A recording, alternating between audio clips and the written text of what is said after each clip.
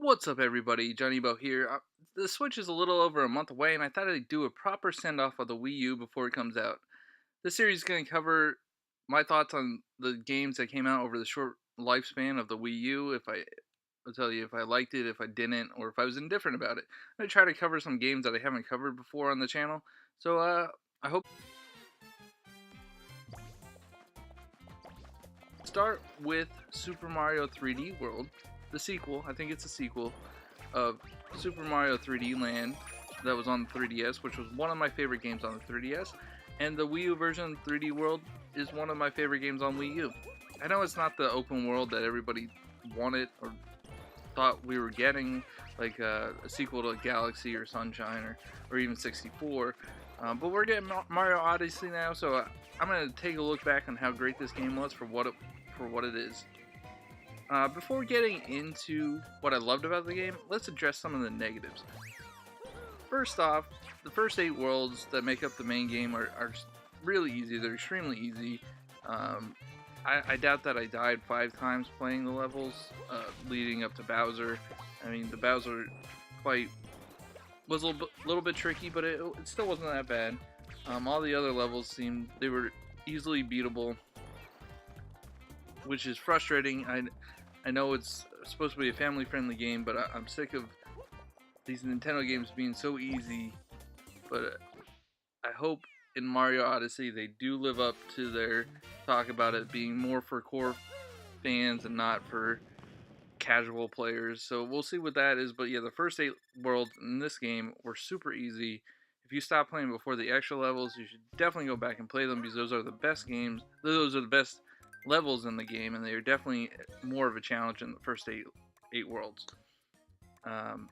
Secondly, it's really annoying to 100% this game. I know in 3D Land you had to beat every level with Mario and Luigi in order to unlock that last level. You don't have to do that for this one, but you do need to beat every level with every character to get all the stamps, which you can't get a perfect 100% file unless you get all the stamps, all the stars, all the gold flagpoles, and you have to beat it with all characters, and there's 5 characters in total. I didn't play with anybody else, so it was hard for me to justify putting all that time into to beat every single level with every single character. So that was a little bit annoying. It was just stamps, so I didn't really care. But yeah, I wish they didn't do it that way. My last big gripe about this is it's the story. I know it's Mario. I know it's capture the princess, rescue, the end. I mean, the story doesn't really matter.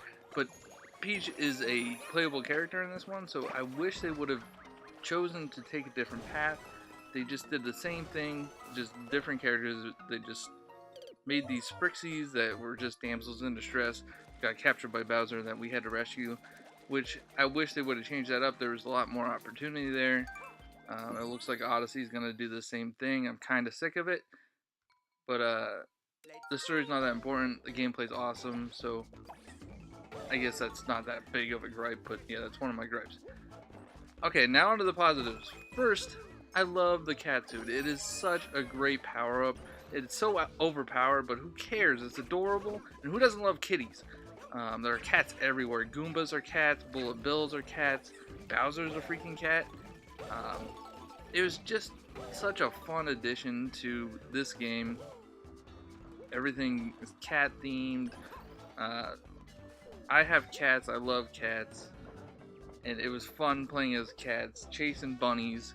It was just a great power up. There were like the other power ups in this game were pretty great too. I mean, you had the Tanuki suit, you had the fire flower. You also had the double cherry, which was very clever in a couple of levels that they choose to use it in. It didn't get used that often, but in the ones that it did, it was very clever, and I did enjoy using that. Next, the level variety is fantastic. I'm weird, and the levels in games like Super Mario 64 and Sunshine, they get stale to me because it's just the same level over and over. You just have to go to a different spot to get different stars. So that just gets old to me. When you have the level set up, the start to finish level, where you start and you end at a flagpole, there's more opportunity to make different types of levels, and that's exactly what they did here. The worlds were themed for a little bit, but a lot of them didn't really tie into the theme, so uh, it wasn't didn't have to be a desert level in the desert world. So they made a lot of good choices on the level variety. The actual worlds definitely had the best variety out of them. Each world was different from the next. It was just I love the level variety, and I hope it continues with Odyssey. Um, Speaking of the levels and the overworld, the things that just popped up were fun. I mean, you had the casino games that popped up. You had little mini boss fights. It just felt like an old like Super Mario Brothers 3, where you had the Hammer Bros on the map, and then you had to break some things to access different areas. It just felt like that, and it was nice to have an overworld in kind of a 3D game. Um, the next thing I loved was Captain Toad. He's our little cute adventurer who can't jump because his backpack is too heavy. That is great. Those levels were scattered throughout the worlds, and they broke up the monotony of the start to finish levels, and they were little puzzles.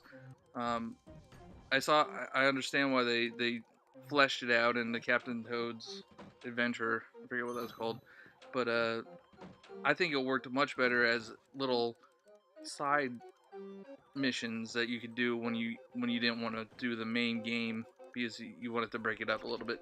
So I love that. I hope he comes back into other games. He's fun. He's adorable.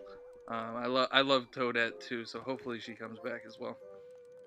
Um, Other than that, I mean, I really enjoyed this game. It's a must-own game, I think, if you have a Wii U. I don't know if they're gonna port it to Switch. We'll see. I'm excited for Mario Odyssey, and that's gonna be a full-blown 3D open-world game.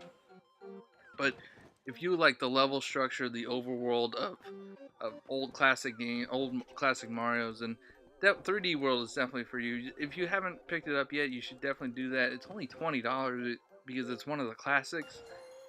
But I love this game. I think you should check it out. I want to thank you for watching. Like, comment, and subscribe, and I'll talk to y'all later.